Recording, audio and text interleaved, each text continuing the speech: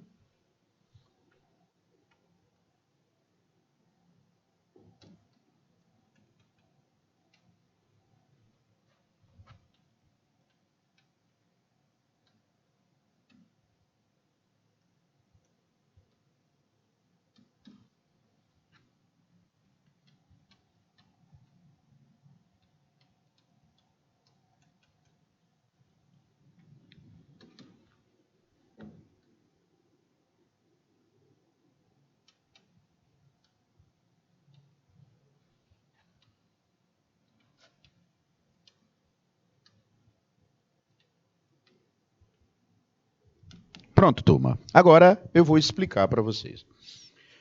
Os economistas mundiais, eles classificam os países em desenvolvidos, em desenvolvimento e subdesenvolvidos. Um país desenvolvido, gente, é aquele que tem uma economia rica, tem um alto PIB, que é o Produto Interno Bruto. O PIB é a soma de toda a riqueza produzida internamente dentro do país.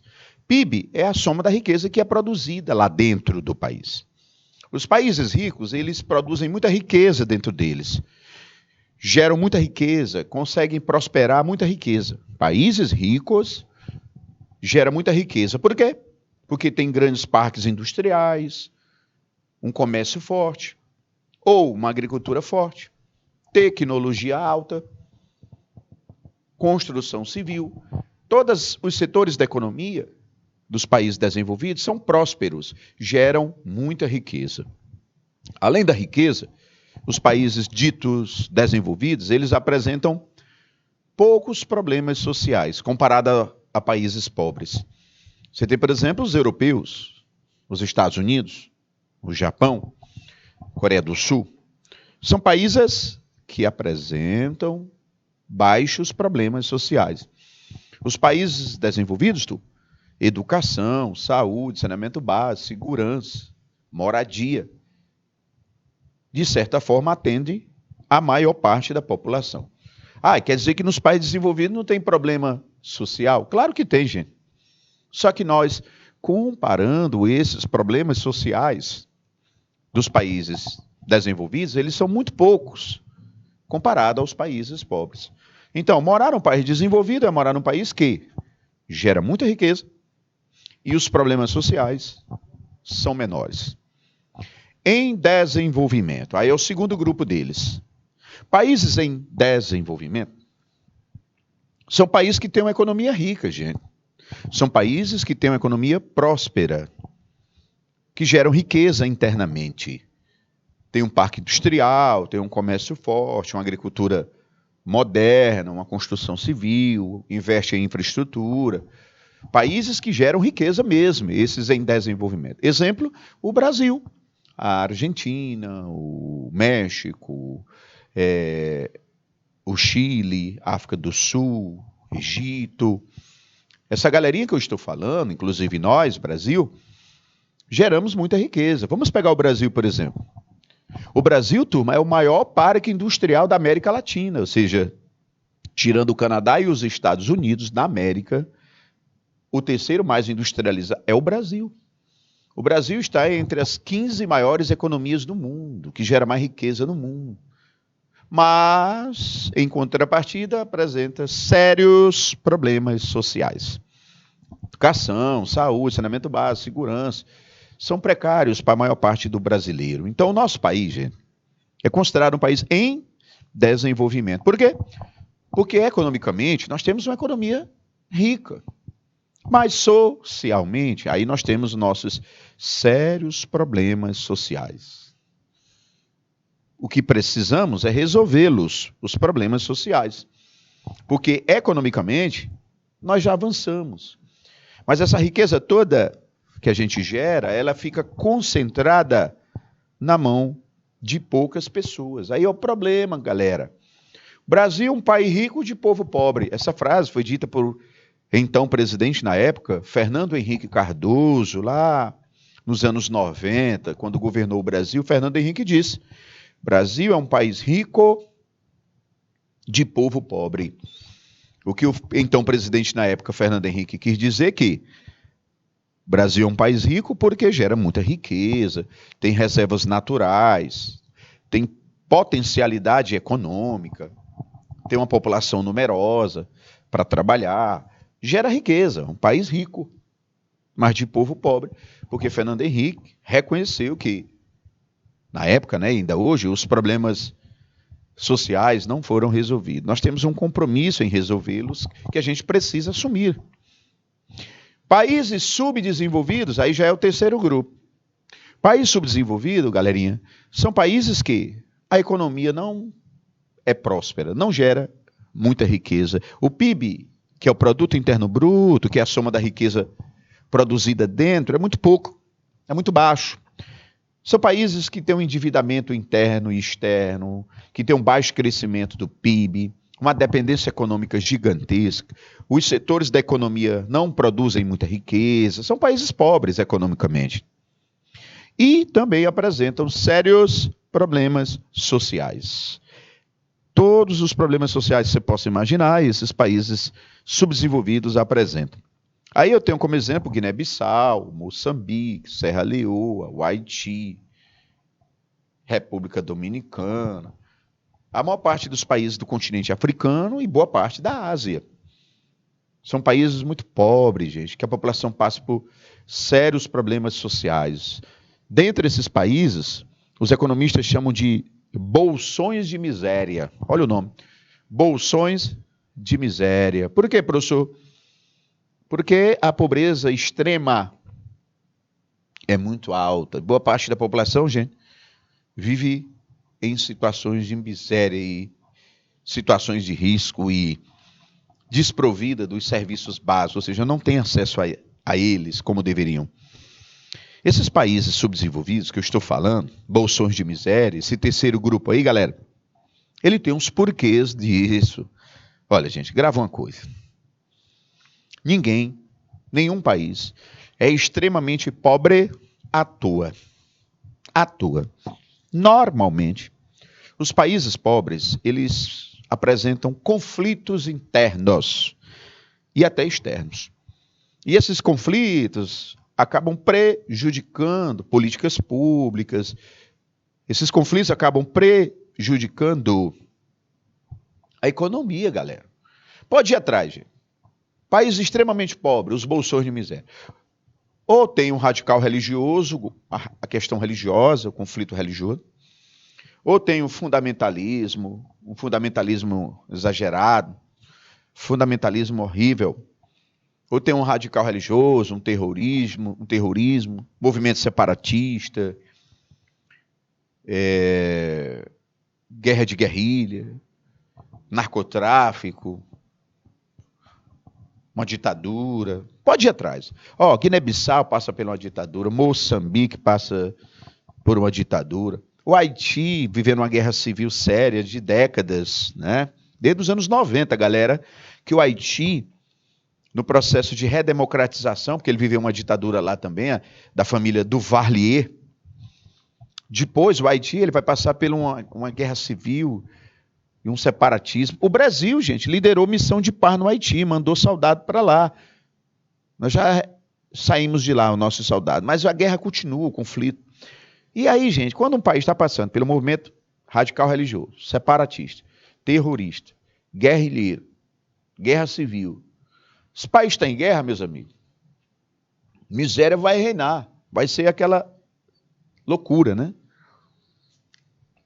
Queria que vocês anotassem isso aí. 2 minutos, por favor.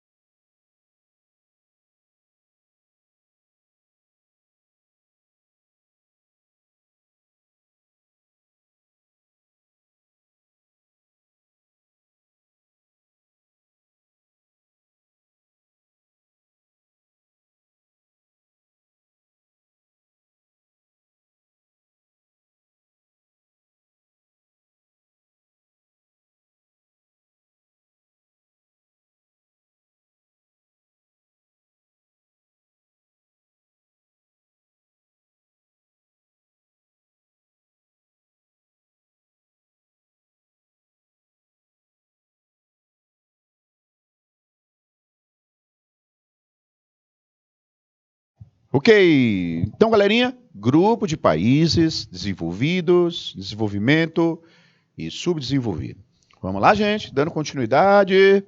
Olha só, aí eu vou começar com esse IDH. Que é esse, professor? É o primeiro indicador social que nós vamos trabalhar aqui. IDH, acompanha a leitura. Índice de Desenvolvimento Humano.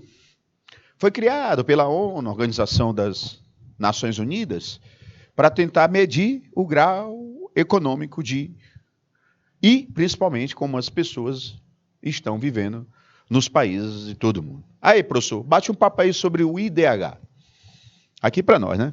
É o principal indicador de todos que existem. O IDH, Índice de Desenvolvimento Humano, ele leva em consideração 3 critérios.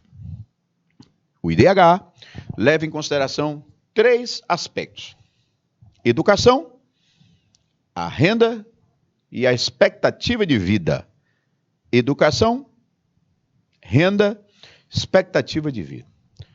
Como é que funciona o IDH? Olha só, eu vou fazer aqui um esquemazinho para você entender como funciona o IDH. Se liga, IDH, já sei, Marcelo, Índice de Desenvolvimento Humano. Ele faz o seguinte: ele leva em consideração, como eu falei, a educação, beleza. Ele leva em consideração a renda per capita, ok. E ele leva em consideração a expectativa de vida. Expectativa de vida. Agora eu tenho que explicar para vocês. Preste atenção. A educação. Professor, como é que os caras fazem para pesquisar o IDH? Eles normalmente vão na casa das pessoas e fazem entrevistas. Chega lá na tua casa, por exemplo, e pergunta quantas pessoas moram lá. Aí você vai falar, ó, aqui moram tantas pessoas. Ok. Vamos lá. Quem estudou mais aqui? Estudou até quando? Aí a pessoa, aqui nós temos pessoas formadas, pessoas que só estudaram até o ensino médio, outras só até o ensino fundamental. Aí ele vai anotando, né? Assim ele vai em todas as casas que ele está pesquisando, do bairro, da cidade ou do estado, né? E analisa a educação, os melhores índices e os piores índices. Aí faz uma média. Olha só, gente, ele pega os melhores índices de educação e os piores índices de educação. E faz uma média, que a gente vai chamar aqui de média X. Média X. Também, nessa pesquisa, ele analisa as melhores rendas e as piores rendas. Aí faz uma média, é a chamada média Y, vamos chamar assim, média Y. Aí, nessa mesma pesquisa, eles fazem um estudo das pessoas que morreram. Quantos anos as pessoas mais velhas morreram e as mais novas morreram. Faz outra média, vamos chamar de média Z. Média Z. Ah, Marcelo, entendi. Nós temos 3 médias. A média dos melhores e piores índices de educação, a média dos melhores e piores índices de renda e a média dos melhores e piores anos expectativa de vida. Ah, então eu tenho 3 médias, X, Y e Z.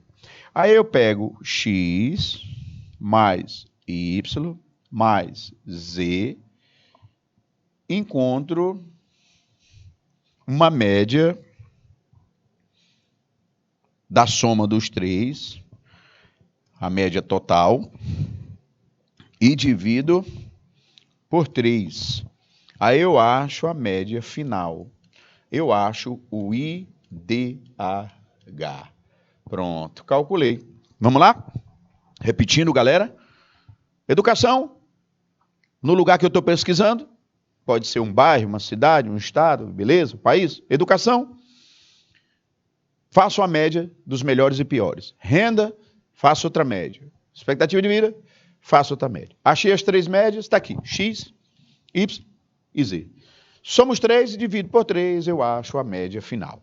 Essa média final, atenção galerinha, essa média final, eu coloco numa escala, olha só gente, eu coloco numa escala de 0 a 1. É uma dízima periódica, gente, isso aqui é importante, ó.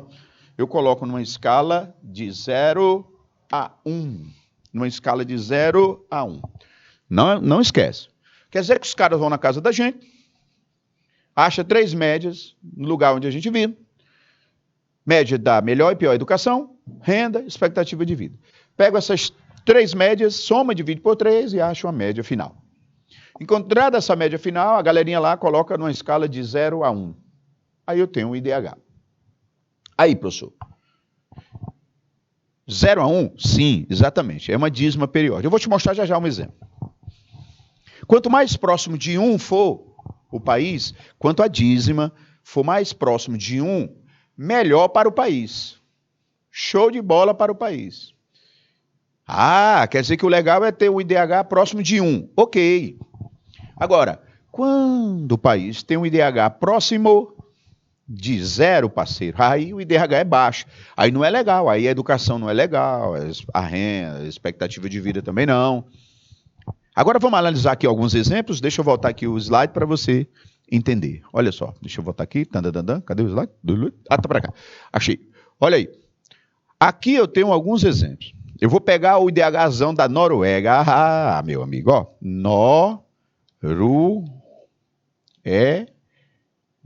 Noruega. Olha o IDH da Noruega. 0,949. E, Marcelo, é muito próximo de 1, claro. Olha o IDH da Noruega, lá na Europa Nórdica. 0,949. Rapaz, é próximo de 1. Isso quer dizer o quê? Que a educação lá, beleza, funciona. Expectativa de vida, a galera vive muito. E renda da galera, tem uma renda boa.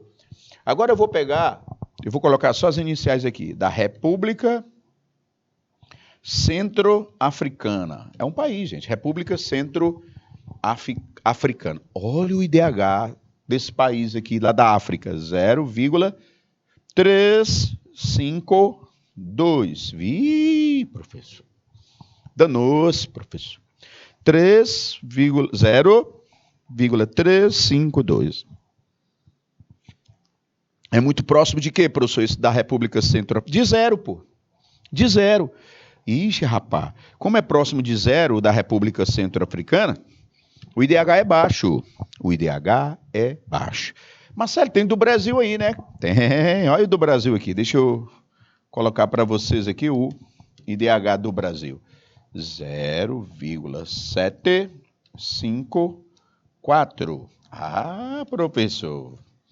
O nosso IDH não é tão baixo quanto o da República Centro-Africana, mas também não é tão alto quanto da Noruega.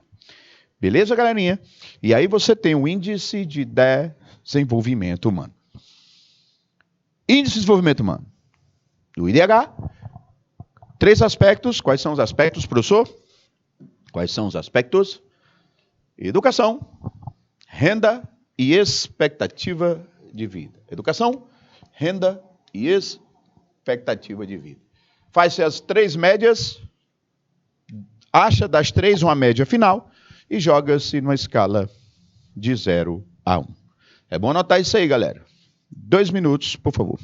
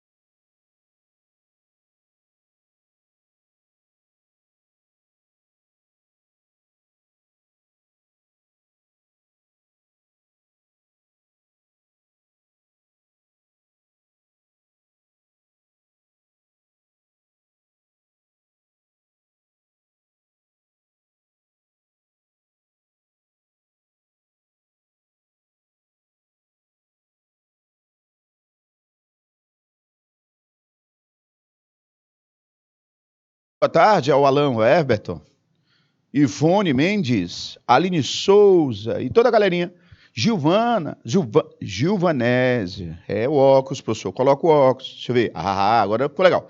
Gilvanese Sena, Ivone Mendes, Aline Souza, o Alan Everton. O Alan está perguntando qual é o tema. Alan, o tema de hoje são os indicadores sociais, Alan. E além disso, as desigualdades. Bacana? Falamos aí, cara, sobre os grupos de países pela riqueza, né? E questão social, os países desenvolvidos, subdesenvolvidos e em desenvolvimento. E agora nós estamos trabalhando aí o IDH, falamos aí do Índice de Desenvolvimento Humano. Bora para cá? Beleza? Tamo junto? Tamo junto. Taxa de natalidade. Acompanha a leitura, galera. Taxa de natalidade e taxa de mortalidade são indicadores demográficos realizados por meio de cálculos. A taxa de natalidade representa o número de nascidos vivos, enquanto a taxa de mortalidade indica o número de óbitos de um determinado local. Aí, professor, vamos falar primeiro, olha aí, ó o esquemazinho aqui, cara, ó o esquemazinho aqui, ó. A taxa de natalidade. Professor, não está muito grande não, pois pronto, eu vou colocar maior para você entender aí, ó. Vamos lá, eu vou te mostrar aqui como é que se calcula a taxa de natalidade. Bora lá? Aí, como é que se calcula a taxa de natalidade?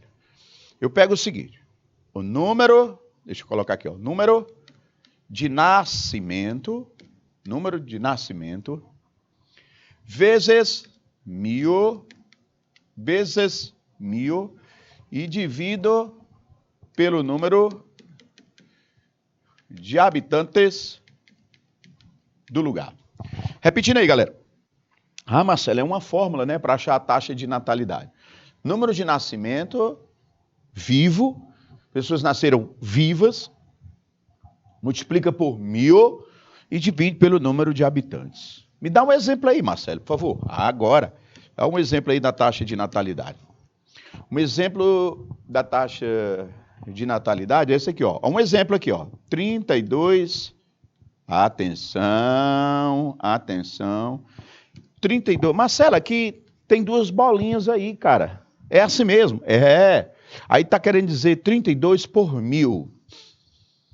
Aí é um exemplo de uma taxa de natalidade. Exemplo, 32 por 1000. É aproximadamente essa, Alan, do Brasil aí, ó. 32 por 1000. Beleza. Ela varia de região para região. 32 por 1000. Aí quer dizer o quê, cara? Que para cada 1000 nascem, para cada 1000 habitantes nascem 32. Repito, aí quer dizer que para cada 1000 habitantes nascem 32. Agora, eu não posso deixar de falar para vocês os fatores determinantes. Os fatores determinantes. Aí, quais os fatores que determinam uma taxa de natalidade, que deixa ela alta ou baixa? Olha aí, ó, a pergunta é, professor, tem país que tem taxa de natalidade alta, as mulheres têm muitos filhos, e tem país que as mulheres têm menos filhos. Quais os fatores determinantes? Vamos lá. Primeiro fator determinante é a urbanização. Mulheres que vivem em cidade, devido ao estilo de vida urbano, custo da criação, ela tende a ter menos filhos. A cidade, gente, o custo de criação é cara. E aí ela vai optar por ter menos filhos. Segundo é trabalho feminino. Trabalho feminino. Quanto mais as mulheres trabalham, gente, no local, menos filhos elas vão ter. Porque, lógico, elas estão trabalhando, não vai poder ter vários filhos. Ela tem que cuidar do trabalho, não é verdade? Um outro fator também, gente, que vai influenciar, galerinha, é a educação. Educação. Escolaridade, né, gente? Porque, olha, presta bem atenção que eu vou te falar. Uma mulher que segue seus estudos, ela, no seu plano, vai se formar. Até então, ela entra na universidade ou faculdade, vai fazer um curso, ela não vai ter filho normalmente, porque ela vai ter que se formar. Não, peraí, não vou construir família agora, eu estou estudando, vou me informar, beleza, quando eu estiver já formada, trabalhando. Aí ela vai ter filho mais tarde, porque está estudando, aí foi trabalhar. Como ela vai ter filho mais tarde, gente, a tendência na sua vida é ela ter menos filhos. Mulheres que têm filhos mais novas, com menos idade, tendem a ter mais filhos. Porque, ela casou com 19, 20 anos, beleza. Aí ela vai ter mais filhos. Se ela casar com 30, 28, é uma década a mais, cara. Quando ela começar a ter os filhos, até porque ela estudou, ela trabalha, a tendência é ela ter pouco filho, né? E o outro são os métodos. Os métodos contraceptivos. Métodos contraceptivos, principalmente o uso de medicamento para não ter filho, né? Aí você tem a pílula anticoncepcional, você tem a camisinha, você tem o DIU. Além dos métodos contraceptivos, nós também temos os métodos de esterilização. Esterilização. No caso das mulheres, a ligação de trompas e, no caso dos homens, a vasectomia. Então, esses métodos contraceptivos e de esterilização, quando as mulheres, a população geral tem mais acesso, turma, a tendência é ter menos filhos. Juntando esses fatores. Agora eu vou fazer tudo do inverso. Olha, o inverso. Ela mora no campo, aí é um estilo de vida diferente. Vai ter mais filhos.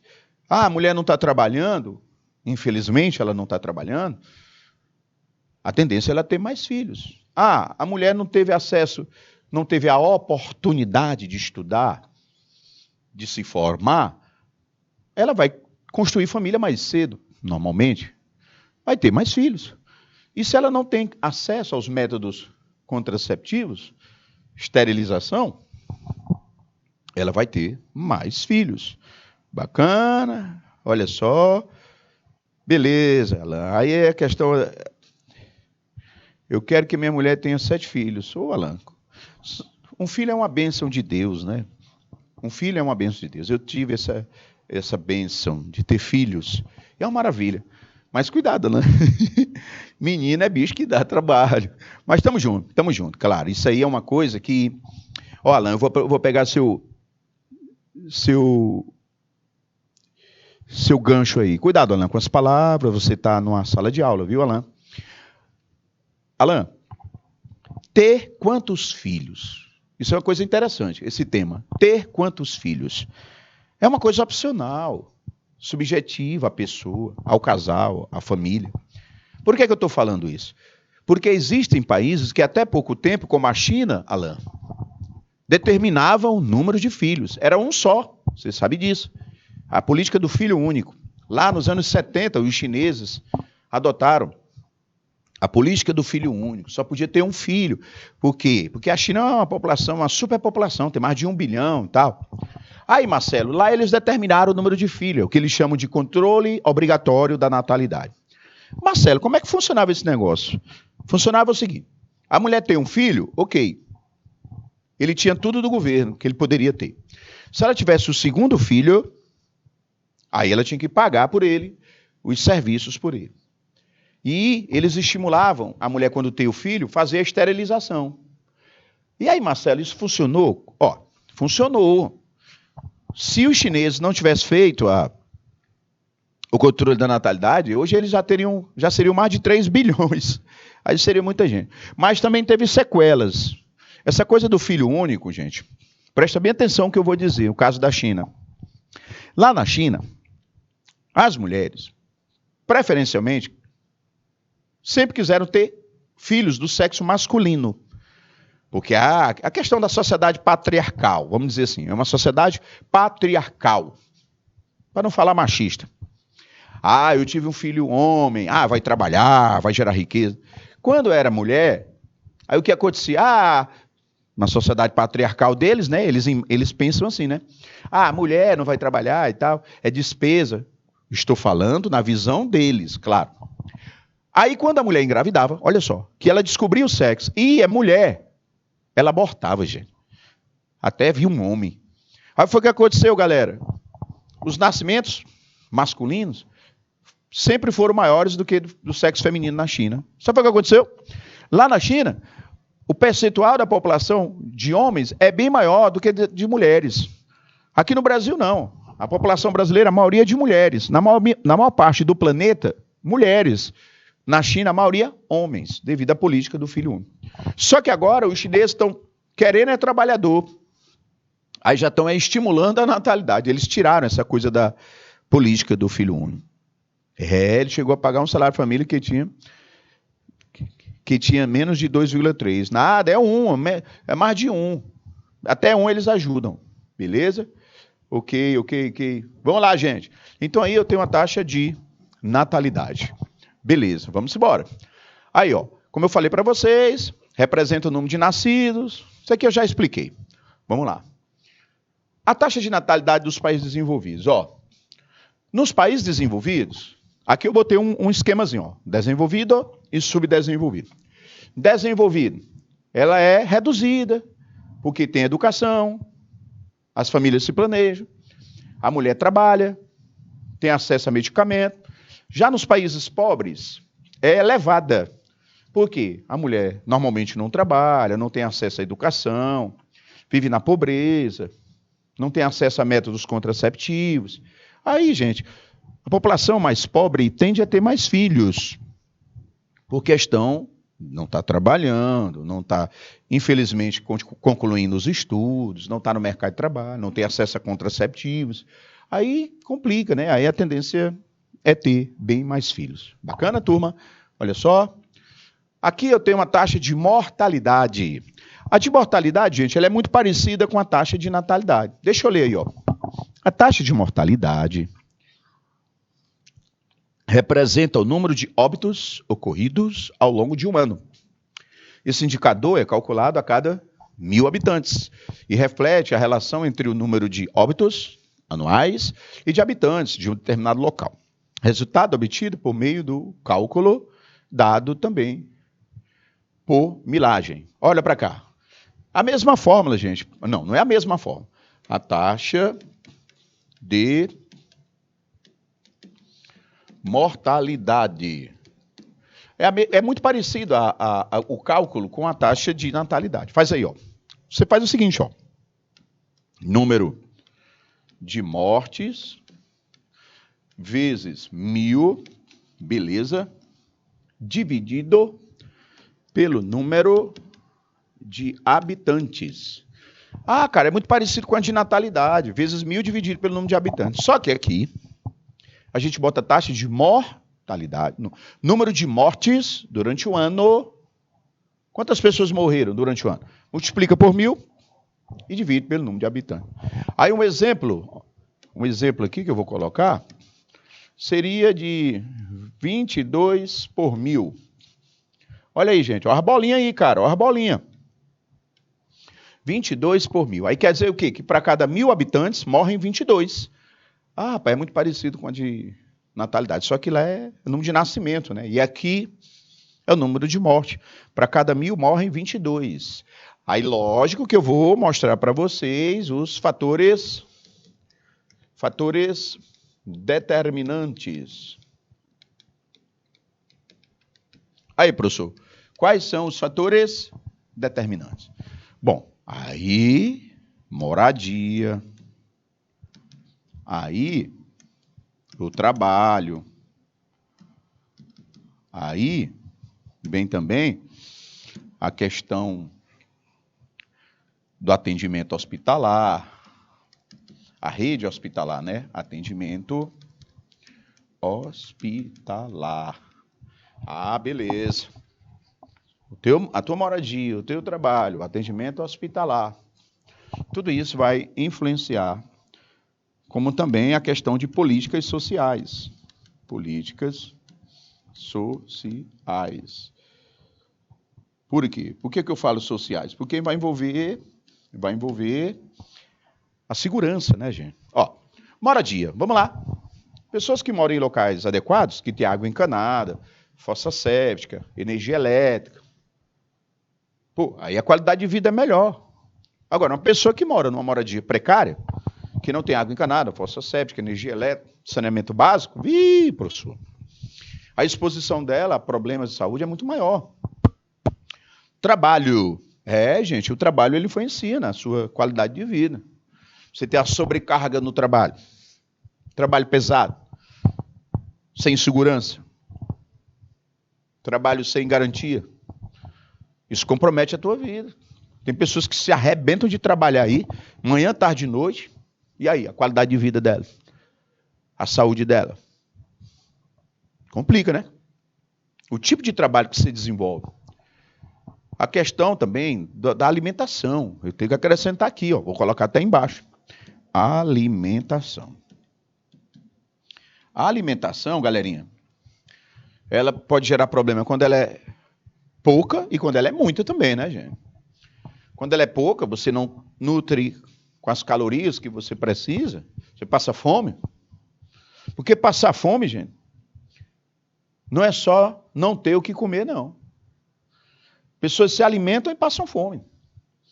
Porque se elas se alimentam e as calorias ingeridas não conseguem suprir o que ela gastou trabalhando, ela está passando fome.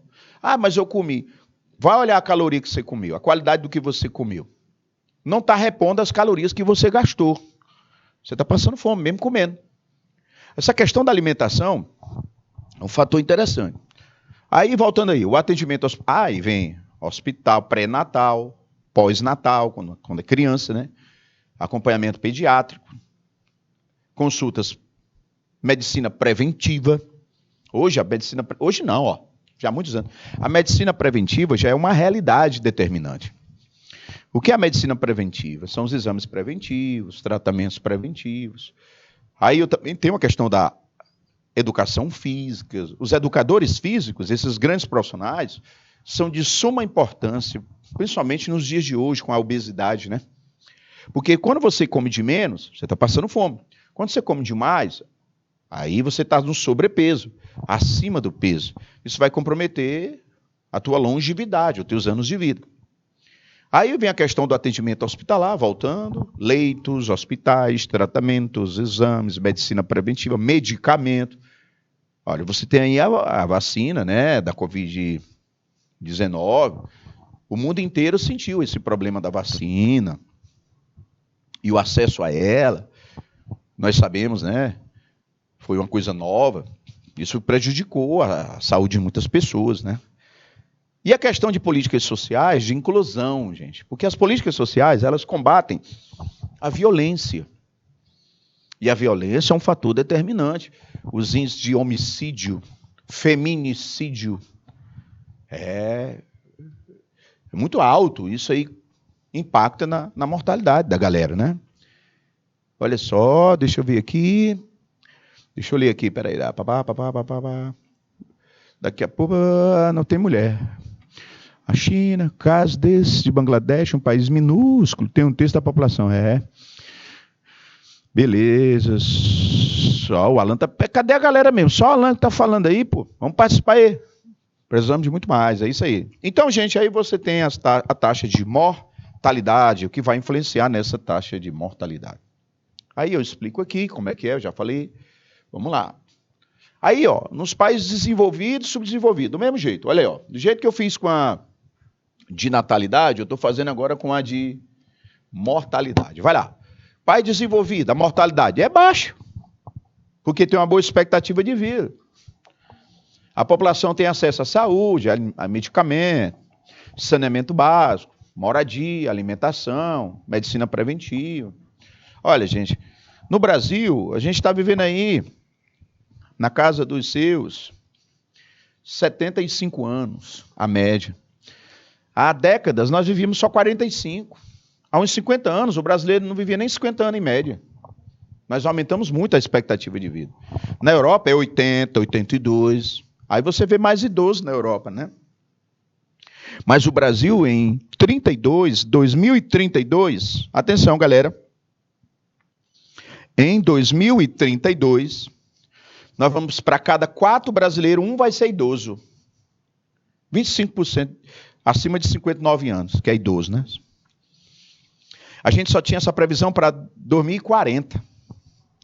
Só que os demógrafos disseram, nós antecipamos em 8 anos. Era só para 2040 que a gente ia ter esse percentual de idosos. Caiu para 32, 2030, 8 anos antes. Sabe por quê? Pandemia. Pandemia. Na pandemia, as mulheres tiveram menos filhos. E com a pandemia, meus amigos, com a mortalidade, muitos jovens morreram, adultos. Aí a pandemia impactou no número de nascimento e morte, fazendo com que a população brasileira envelheça cada vez mais. Olha só, beleza. Já nos países subdesenvolvidos, aqui é alta, né, gente?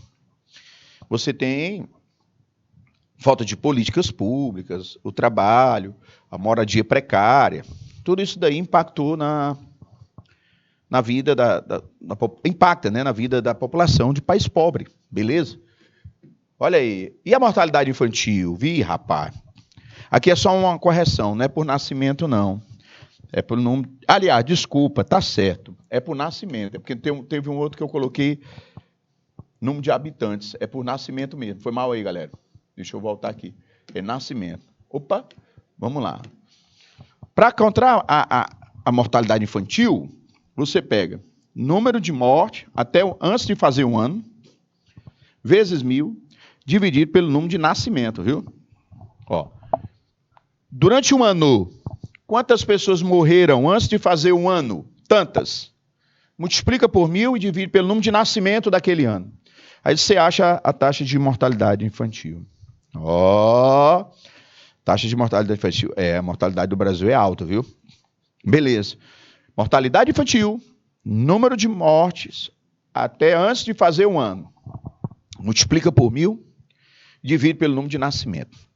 Marcelo, se o cara fez aniversário de um ano hoje, aí já não entra mais na mortalidade infantil. Entra na mortalidade adulta mesmo. Não, adulta não, a outra mortalidade, a normal. Quer dizer que para entrar na mortalidade infantil, o indivíduo ele tem que ter morrido antes de fazer um ano. Aí, gente, mortalidade infantil é o problema mais sério que nós temos.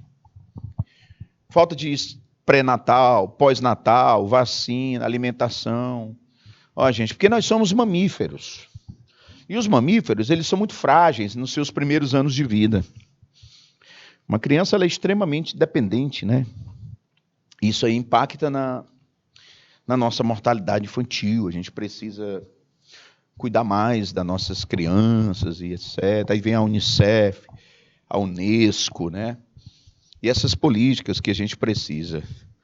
A gente precisa cuidar mais. Olha, é inadmissível. Nós estamos em pleno século XXI, com todas as tecnologias, a medicina lá em cima, avançada.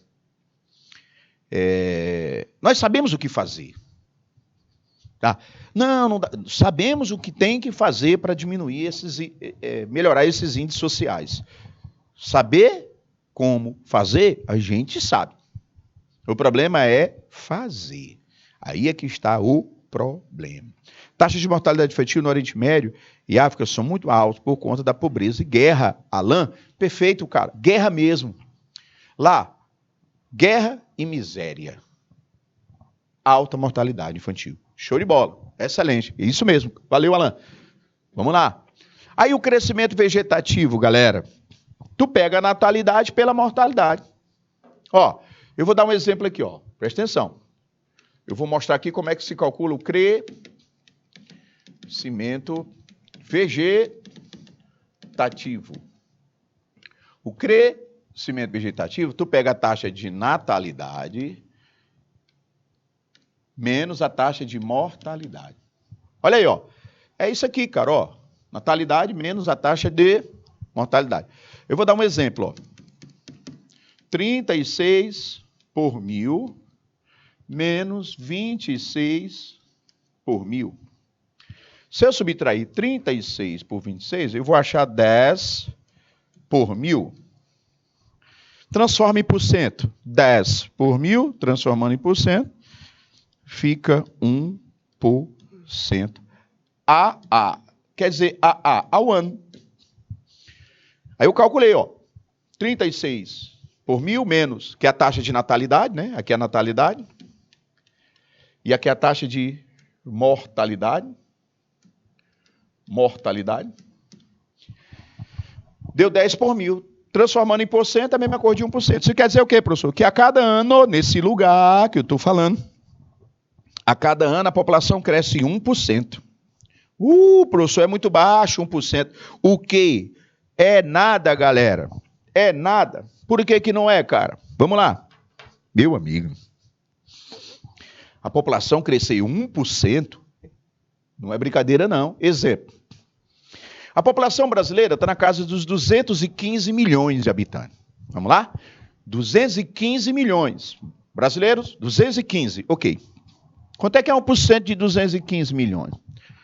Rapaz, 1% de 215 milhões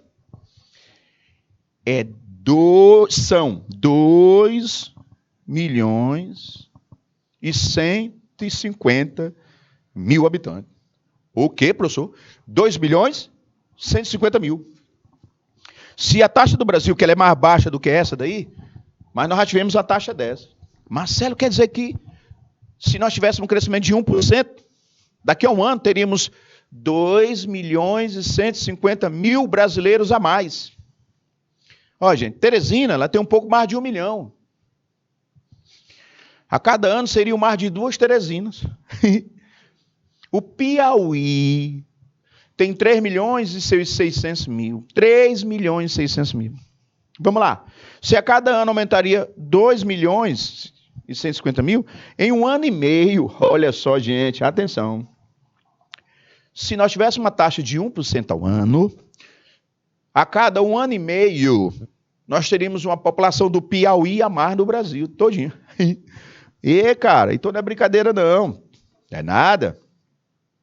Pois é. Oficialmente, não chegou a 1 milhão, Alan, mas pode ter certeza que nós já temos aí mais de 1 milhão de habitantes. Beleza, turma? Aí você tem as taxas de natal. Deixa eu só mostrar aqui que eu esqueci, ó. Nos países desenvolvidos, é baixa.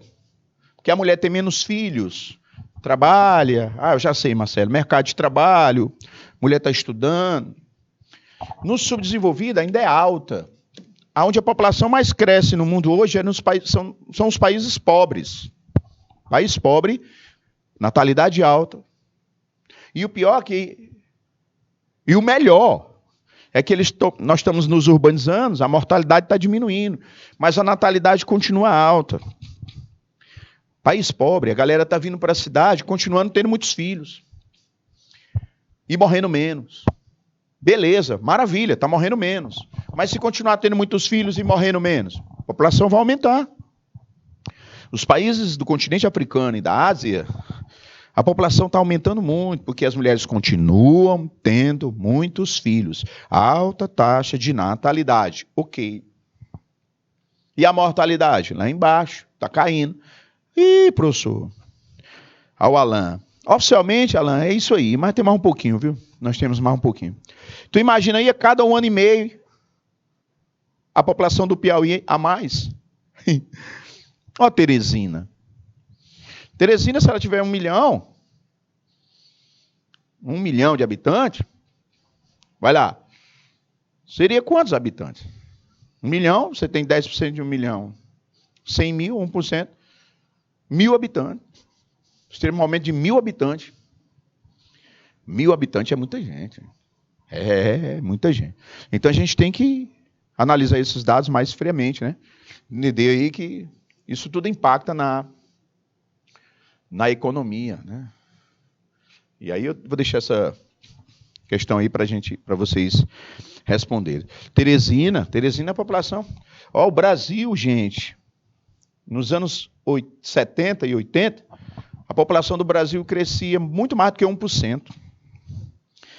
Foi o período que mais a população aumentou, nos anos 70 e 80. Loucura. Porque a natalidade era alta.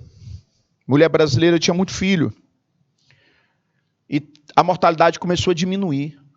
Se a brasileira continuou tendo muitos filhos e a mortalidade caindo, meu parceiro, aí foi lá para cima. Estourou. Hoje, brasileira está tendo menos filhos e a população morrendo menos, aí o crescimento vem reduzindo o crescimento da população, a velocidade do crescimento da nossa população brasileira, mas ainda é alto, viu? E aí a gente precisa reduzir. Bom, turma, com isso nós vamos fechando o nosso episódio de hoje. Indicadores sociais. IDH, mortalidade, natalidade, mortalidade, né? Crescimento vegetativo. Aí eu falei um pouquinho do PIB para vocês. Muito obrigado pela atenção, concentração, anotação, participação e dedicação. Continue tendo as aulas maravilhosas. Tenha um bom resto de dia, um bom final de semana e que todos estejam, nós todos, abençoados por Deus. Um abraço e até a nossa próxima aula. Valeu, turma!